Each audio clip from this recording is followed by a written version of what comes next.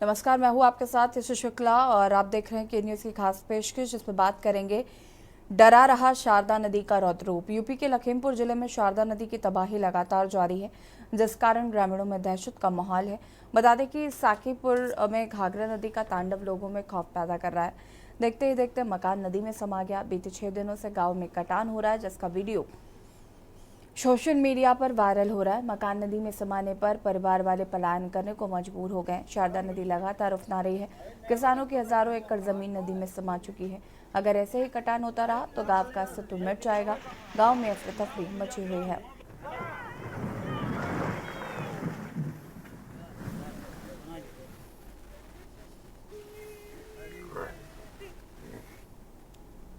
वही बैठेगा पूरा और यहाँ से वो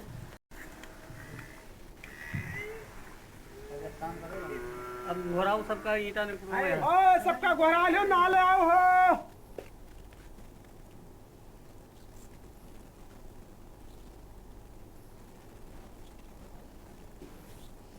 और इसी खबर पर ज़्यादा जानकारी के लिए संवाददाता राजेश हमारे साथ जुड़ चुके हैं। राजेश जी, क्या कुछ जानकारी है? जिस तरीके से घाघरा नदी जो है वो उफान पर है और नदियों में कटान देखने को मिल रहा है, कई पक्के मकान इसकी जद में आ चुके हैं। जी, आपको बता दें जनपद गोंडा के तरफगंज तहसील के गांव पड़ता है साकीपुर। साकीपुर में घाघरा ने 6 दिनों से बिल्कुल तांडव मचा रखा है। जब घाघरा का पानी कम होता है तो कटान शुरू हो जाती है। अब कटान को रोकने के लिए बाढ़ की अधिकारी तो पहले से कोई व्यवस्था करते नहीं, जिससे गांव के लोगों का मकान, उसमें बड़े बड़े मकान, 2-2 मंजिला पक्के मकान जमीन हो जाते हैं कटान की जद में आकर के। इसी वजह से जो कटान के नजदीक जिनका घर है वो लोग खुद अपना मकान तोड़ रहे हैं, लेकिन प्रशासन इससे किसी प्रकार का कोई जो पीड़ित है उनकी मदद नहीं करता है। अब देखने की बात यह है कि आखिर करोड़ों रुपए सरकार देती है इन पीड़ितों के लिए मदद करने के लिए, लेकिन करोड़ों रुपया बाढ़ के अधिकारी कहाँ ले जाते हैं, ये भी एक सवालिया निशान है। बताने की साकीपुर गांव में लोग अपना मकान खुद तोड़ रहे हैं, जिसमें दर्जन से ज्यादा मकान नदी में समा चुके हैं और अभी दर्जन से ज्यादा मकान उसी जद में है। बिल्कुल, प्रशासन की तरफ से क्या कुछ मदद की जा रही है राजेश जी? प्रशासन की तरफ से सिर्फ जो मदद का आश्वासन दिया जाता है, आश्वासन तो दे दिया जाता है। अब जिस मकान की कीमत लाखों रुपए होगी वो मकान कटान की जद में आ जाए। आखिर कटान को रोकने के लिए जिला प्रशासन या बाढ़ की अधिकारी या सिंचाई विभाग के अधिकारी आखिर पहले से ये जरूरत क्यों नहीं करती है? अब उनको प्रशासन की तरफ से राहत कार्य क्या जाए, राहत या मुआवजा रकम क्या दिया जाएगा? सिर्फ चंद रुपए जो लेखपाल रिपोर्ट लगा देगा 2, 10, 20, 25 हजार का, वही प्रशासन उनको मुआवजे के तौर पर दे देगा। उसके बाद पूरे मामले को स्थिर कर लेगा। शुक्रिया आपका जानकारी साझा करने के लिए। और बता दें आपको कि कटान की वजह से लोग अपने घर को छोड़ने के लिए मजबूर हैं। और अब बात करेंगे वहशी बेलगाम दुष्कर्म सरेआम। यूपी में दुष्कर्म की घटनाएं रुकने का नाम नहीं ले रही हैं। एक के बाद एक महिला आवास का शिकार हो रही है। ताज़ा मामला कई जिलों से निकल कर आया, जिसमें हमीरपुर जिले में स्कूल से घर जा रही छात्रा का रास्ता रोककर सौदे छेड़छाड़ करने लगे। विरोध करने पर छात्रा के साथ मारपीट की गई, जिससे छात्रा बेहोश हो गई। छात्रा के परिजनों को सूचना मिलने पर उसे नजदीकी सीएससी केंद्र में भर्ती कराया गया है, जहां से छात्रा को रेफर किया गया है। घटनास्थल से राहगीरों ने दोषियों को पकड़ा है। छात्रा के पिता ने थाने में तहरीर दी है। वहीं मेरठ में नाबालिग युवती के साथ गैंगरेप की वारदात हुई।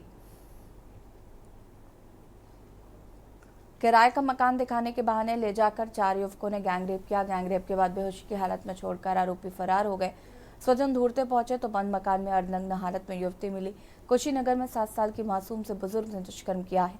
घटना को अंजाम देते समय राहगीरों ने रंगे हाथों बुजुर्ग को पकड़ा है। पूर्व ग्राम प्रधान का भाई आरोपी बुजुर्ग बताया जा रहा है। कानपुर में भी नाबालिग बच्ची के साथ युवक ने दुष्कर्म का प्रयास किया। बच्ची के परिजनों के द्वारा दी गई तहरीर के आधार पर पुलिस ने रिपोर्ट दर्ज कर ली है।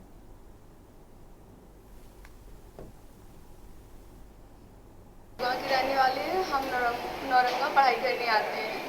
हमारी छुट्टी के टाइम हम साइकिल लेके निकले थे, तो गली में मतलब उतरी गांव के अंदर 2 लड़के थे। एक लड़का हमारी क्लास 11th का था, हम 12th में पढ़ते हैं। वो लड़का पीछे था और एक लड़का पता नहीं कहाँ का था उसका घर उधरी। और वो उसने आवाज़ दी, हम साइकिल चला रहे थे। पहले मैंने सुना नहीं, दोबारा उसने दी, मैंने सुना तो वो कह रहा उसको, तो मैंने कहा हाँ भैया क्या काम है? तो वो बोला मुझे घर जाके तुम कॉल करना। मैंने कहा भैया तुम हो कौन और कहाँ से हो और क्या करना है कॉल? मैं नहीं लगाऊंगी। तो उसने मुझे धमकाया कि कॉल नहीं लगाओगे तो तुम्हारा हुलिया बिगाड़ देंगे। श्री ज्ञानेन्द्र सिंह थाना मझगवा जनपद हमीरपुर के द्वारा थाने में आकर बताया गया कि उनकी पुत्री उम्र करीब 17 वर्ष जो कक्षा 12वीं की छात्र है, विद्यालय से पढ़कर घर वापस आ रही थी कि रास्ते में दो युवक जिनका नाम शिवम पुत्र राजेंद्र लोधी एज 18 वर्ष व एक अन्य जिसकी उम्र 17 वर्ष है, निवासीगढ़ नौरंगा थाना मझगांवा के द्वारा लड़की के साथ छेड़खानी की गई। लड़की द्वारा विरोध किया गया तो उसके साथ मारपीट की गई। पुलिस द्वारा तत्काल संज्ञान में लेते हुए पीड़िता को सीएचसी नौरंगा ले जाया गया, जहां उसकी स्थिति सामान्य थी, लेकिन बेहतर उपचार के लिए डॉक्टरों द्वारा उसे मेडिकल कॉलेज उरई रेफर किया गया। आवेदक से तहरीर प्राप्त कर सुसंगत धाराओं में मुकदमा पंजीकृत कर लिया गया। घर से गायब थी। हम ढूंढने निकले तो वहाँ पे बेहोश पड़ी थी बंद मकान। अच्छा, कौन लोग हैं वो, किन लोगों ने ये गलत हरकत करी है? क्या मोहल्ले गई। क्या क्या नाम है, कुछ मालूम आपको? तालिब नाम है और बाकी का पता नहीं। कितने लोग थे लगभग? 4 से 5 जने बस। अच्छा, क्या करते हैं वो लोग? पता नहीं है, पता नहीं। तो कोई कंप्लेंट वगैरह कराई थी आपने? हाँ, कंप्लेन तो। अच्छा, अभी तक कोई कार्रवाई हुई? अभी तो साथ में ही अभी। अच्छा, बच्ची कितने साल की है? कुछ 15 साल। क्या स्थिति है बच्ची की? सीरियस है अभी तो, सीरियस। आज सायं को जनपद कुशीनगर के थाना खड्डा के ग्राम चतुर छपरा में एक 7 वर्षीय नाबालिग लड़की के साथ एक व्यक्ति द्वारा दुष्कर्म की सूचना प्राप्त होते ही तत्काल पुलिस द्वारा घटनास्थल पर पहुंचकर आरोपी व्यक्ति करीमुल्लाह सनाब रज्जाक उम्री करीब 60 वर्ष को हिरासत पुलिस में लिया गया। प्रकरण में सुसंगत धाराओं में अभियोग पंजीकृत वैधानिक कार्रवाई प्रचलित है। शीघ्र ही विवेचनात्मक कार्रवाई पूर्ण कराकर आरोप पत्र माननीय न्यायालय प्रेषित कर अभियुक्त को कठोर से कठोर सजा दिलाई जाएगी। हमारे बच्ची हमारे दरवाजे से लेकर गया है झाड़ी में, और नहर पे झाड़ी में लेकर गया था बलात्कार करने के लिए। वो मूड में था। उसके बाद वो उसका भाई प्रधान है। प्रधान बोल रहा है तो फ़ोन करके जो है कि आपको अगर कोई भी अगर कार्रवाई कीजिए तुमको जान से मरवा देंगे हम। सर वैसा व्यक्ति को जो है कि घर ढलवा दीजिए और उसको सब फांसी की सजा सुनवाइए। और इसी खबर पर ज़्यादा जानकारी के लिए संवाददाता कानपुर से आकाश रावत हमारे साथ जुड़ चुके हैं। आकाश, कानपुर की घटना की अगर हम बात करें तो क्या कुछ फिलहाल अपडेट है इस पर? मैं आपको बता दूं कि ये घटना 2 दिन पहले की है और एक युवक ने 5 वर्षीय नाबालिग बच्चे के साथ दुष्कर्म करने का प्रयास किया था। तो और परिजनों की तहरीर के आधार पर बिठूर पुलिस ने मुकदमा दर्ज कर टीमें गठित करी थी आरोपी को पकड़ने के लिए, और 24 घंटे के अंदर आरोपी को पकड़कर जेल भेज दिया गया था। लेकिन सबसे बड़ी बात यह है कि सूबे की सरकार इतने बड़े बड़े दावे करती है बच्चियों को बचाने को लेकर, लेकिन कहीं ना कहीं ये दावे फेल होते साबित हो रहे हैं। साथ ही पुलिस के अधिकारी भी काफी चुस्ती के साथ कार्रवाइयां कर रहे हैं, लेकिन जो दरिंदे हैं इन पर किसी भी प्रकार का भय नहीं दिखाई दे रहा है। ठीक है, शुक्रिया आपका जानकारी साझा करने के लिए। मेरठ से संवाददाता राजू हमारे साथ जुड़ चुके हैं। राजू, मेरठ की बात करें तो क्या कुछ अपडेट है घटना को लेकर?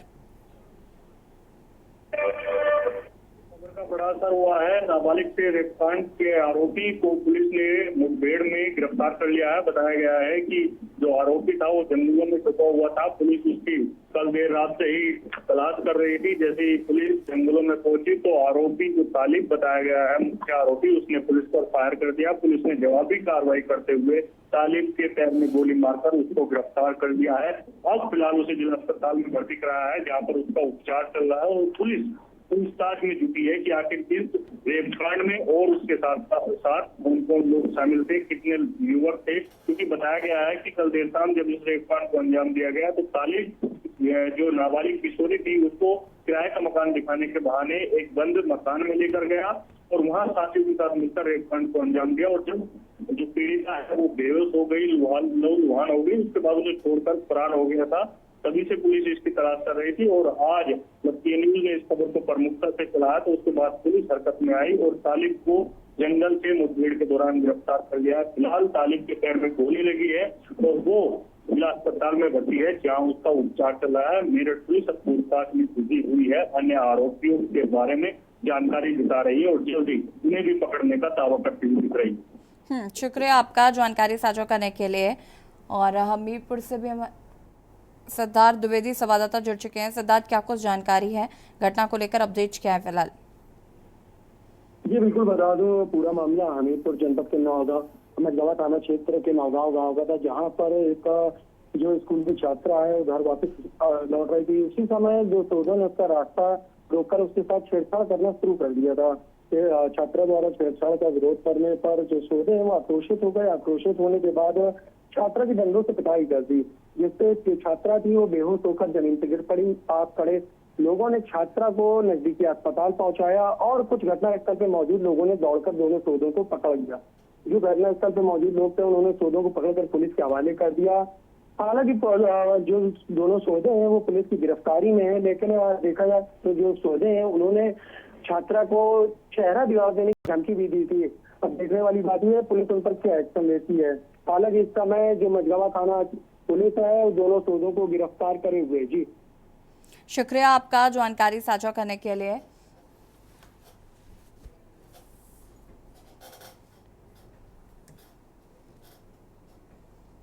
और अब बात करेंगे ममता से नाराजगी छोड़ी पार्टी। कोलकाता के आरजी कर मेडिकल कॉलेज में हुए रेप मर्डर केस पर विरोध जताते हुए तृणमूल कांग्रेस के राज्यसभा सांसद जवाहर सरकार ने आज इस्तीफा दे दिया। उन्होंने सीएम ममता बनर्जी को पत्र लिखकर अपना पद छोड़ने की बात कही। उन्होंने पत्र में कहा है कि आरजी कर अस्पताल में हुई दरिंदगी को लेकर उन्हें उम्मीद थी कि सरकार कोई तुरंत बड़ा कदम उठाएगी, वो पुरानी ममता बनर्जी की तरह ही फैसले लेंगी, लेकिन उन्होंने कोई ठोस कदम नहीं उठाया तो उसमें बहुत देरी हो गई। अब राज्य में शांति बहाल होनी चाहिए और दोषियों को सख्त सजा मिलनी चाहिए। उन्होंने आगे कहा कि आरजी कर अस्पताल में हुई भयानक घटना के बाद से बहुत दुखी हूँ। मुझे उम्मीद थी कि ममता बनर्जी अपने पुराने तरीके से इस मामले में हस्तक्षेप करेंगी, लेकिन ऐसा हुआ नहीं।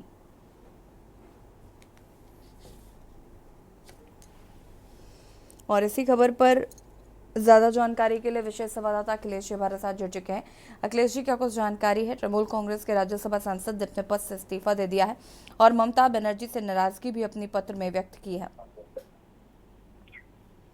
पश्चिम बंगाल के Kolkata Radha Govindkar medical college and hospital में ट्रेनी डॉक्टर्स रेजिडेंट की हत्या और रेप के मामले में लगातार धरना प्रदर्शन जारी है।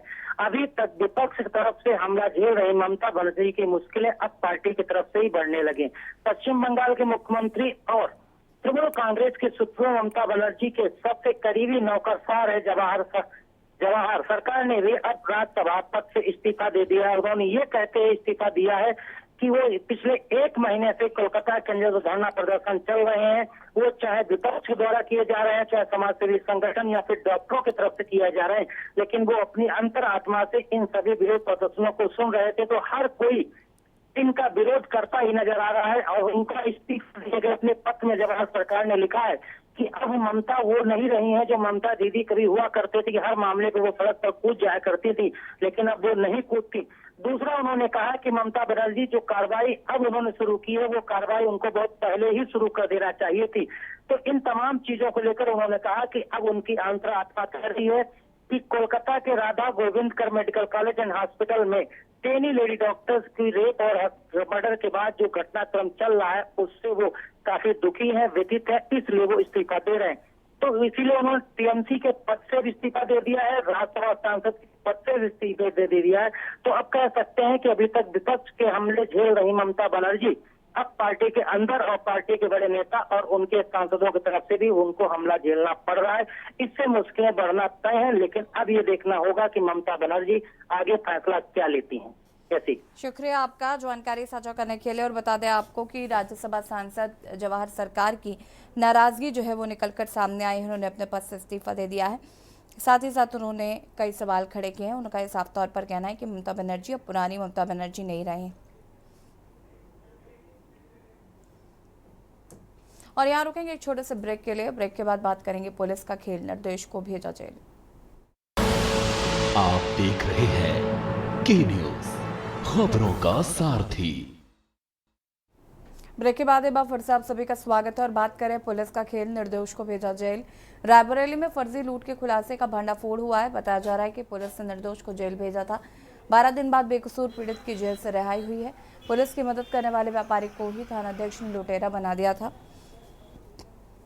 20 अगस्त को गदागंज थाना क्षेत्र में जनसुविधा केंद्र संचालक से लाखों की लूट हुई थी। बाइक सवार लुटेरे हड़बड़ी में रुपए से भरा बैग सड़क किनारे छोड़कर फरार हो गए थे। रुपयों से भरा बैग व्यापारी दीपू को मिला था। पीड़ित दीपू ने ग्राम प्रधान के साथ जाकर बैग को पुलिस के हवाले किया था। पुलिस ने गुडवर्क के चलते मदद करने आए पीड़ित दीपू को आरोपी बना लिया था। क्या मामला था पूरा, क्या घटना? हम पानी लेने जा रहे थे आरओ का, रास्ते में बैग पड़ा था, वो मिला था हमें। 4-5 लोग थे, उसको फिर हमने ले गए, उसको प्रधान जी से संपर्क किया है।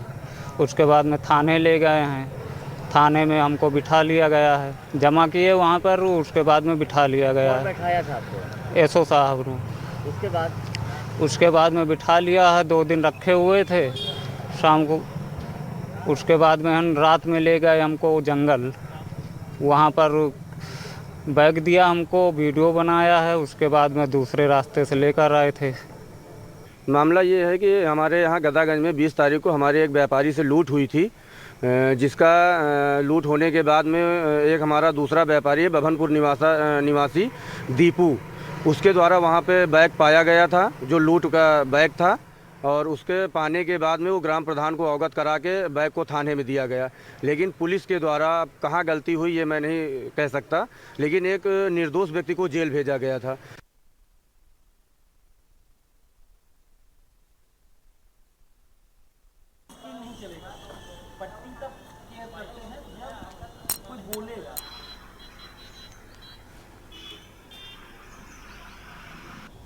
और इसी खबर पर ज्यादा जानकारी के लिए संवाददाता केशवानंद हमारे साथ जुड़ चुके हैं। केशवानंद जी, क्या कुछ जानकारी है मामले को लेकर? बिल्कुल, आपको बता दें पूरा मामला रायबरेली के गदागंज का है, जहाँ पे 20 अगस्त को जन सुविधा केंद्र के संचालक के 7 लाख रुपए की लूट हो जाती है। जिसके बाद जो युवक है वो रास्ते से जा रहा था, जहाँ पे पैसे से भरा जो है बैग पाया, जिसको लेकर के उसे ग्राम थाने जहाँ पे थाना अध्यक्ष को पूरे रुपए के साथ सुपुर्द किया था। वही पूरा जो जब ग्राम प्रधान पुलिस ने की लापरवाही इसमें देखने को मिली कि जो पैसा था उस पूरे पैसे के साथ युवक की गिरफ्तारी दिखा दी कि जो रुपए के साथ ही इस युवक की गिरफ्तार किया गया। बताया जा रहा है कि इस पूरे मामले को लेकर के गाँव वालों में आक्रोश था। उसके बाद गाँव वालों ने इस पूरे मामले को लेकर के थाने में हंगामा किया है। हंगामा करने के बाद इस पूरे मामले को देखते हुए पुलिस अधीक्षक अभिषेक अग्रवाल के द्वारा बीते दिनों जो है सीओ को इस पूरे मामले की जांच सौंपी गई थी। और उस पूरे मामले की जांच क्षेत्राधिकारी कर रहे थे, दलमऊ कर रहे थे, जिसके बाद उसमें दिखाया गया कि ये जो युवक है वो सच छवि का है, आम नागरिक है। पूरे रिपोर्ट के आधार पर रायबरेली कोर्ट के द्वारा इस युवक की 12 दिनों बाद जमानत हुई। फर्जी लूट का ये खुलासा रायबरेली गदागंज पुलिस के द्वारा किया गया, जिसमें बाकायदा जो है जब इस पूरे मामले की खुलासा हुई तो रायबरेली पुलिस की किरकिरी जरूर देखने को मिल रही है। शुक्रिया आपका जानकारी साझा करने के लिए। और बता दें आपको कि फिलहाल फर्जी लूट के मामले में बेकसूर को 12 दिन की जेल की सजा काटे पड़े। और अब बात करेंगे मदरसा बोर्ड बैठक सुधार पर मंथन। यूपी मदरसा शिक्षा बोर्ड की मंजूरी 2016 से बंद है, जिसके चलते बड़ी संख्या में मदरसे मान्यता की मंजूरी का इंतजार कर रहे हैं। मदरसा बोर्ड ने मदरसों को मंजूरी देने की तैयारी की। बैठक 12 सितंबर को होगी। पहले यह बैठक 11 सितंबर को होनी थी। चर्चा है कि बोर्ड के सदस्यों और अध्यक्ष के तालमेल की एक कमी तिथि बढ़ाई जा रही है। बोर्ड बैठक में इस मुद्दे पर विस्तार से चर्चा होगी और मंजूरी की रूपरेखा तैयार की जाएगी।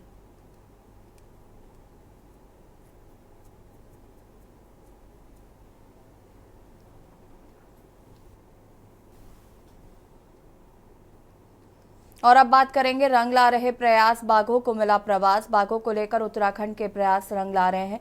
दरअसल राजाजी नेशनल पार्क के पूर्वी हिस्से में बाघों को दोबारा बसाने की कोशिश कामयाब रही। अब अधिकारी पार्क के पश्चिमी हिस्से में भी बाघों को बसाने की कोशिश कर रहे हैं। देखिए रिपोर्ट। उत्तराखंड के राजाजी नेशनल पार्क के पूर्वी हिस्से में बाघों को दोबारा बसाने की कोशिश कामयाब रही है। अब अधिकारी पार्क के पश्चिमी हिस्से में भी बाघों को बसाने की कोशिश कर रहे हैं। राजाजी जैसा कि आप जानते हैं गंगा नदी द्वारा 2 भागों में विभाजित है और जो पूर्वी हिस्सा है राजाजी का वहाँ पर पुनर्वास के जब गुजर पुनर्वास के कार्यक्रम सफलतापूर्वक संचालित हुए तो उस इलाके में बाघों की आबादी वापस लौट के आई है और 50 से अधिक बाघों की उपस्थिति वहां पर अंकित की गई है। वन अधिकारियों ने बताया कि कॉर्बेट नेशनल पार्क से लाई गई 2 बाघिनों ने शावकों को जन्म दिया है। इससे रिजर्व के पश्चिमी हिस्से में भी बाघों की आबादी बढ़ने के आसार हैं। कॉर्बेट टाइगर रिजर्व से जो बाघ यहाँ लाए गए थे, उनमें से 2 बाघिनों ने यहाँ पर शावकों को जन्म दिया है, जो पुनः हमारा जो टाइगर रिस्टोरेशन कार्यक्रम है उसकी सफलता की कहानी बयान करता है। और मुझे विश्वास है कि आने वाले समय में कुछ वर्षों में धीरे धीरे बाघों की एक नई पीढ़ी पश्चिमी राज्य में भी पुनर्स्थापित होगी और यहाँ भी बाघों का एक अच्छा घनत्व उपलब्ध होगा। वन अधिकारियों को उम्मीद है कि आने वाले समय में राजाजी नेशनल पार्क बाघों के लिए भी मशहूर हो जाएगा। देखते रहिए के न्यूज़ इंडिया। नमस्कार। आप देख रहे हैं के न्यूज़, खबरों का सारथी।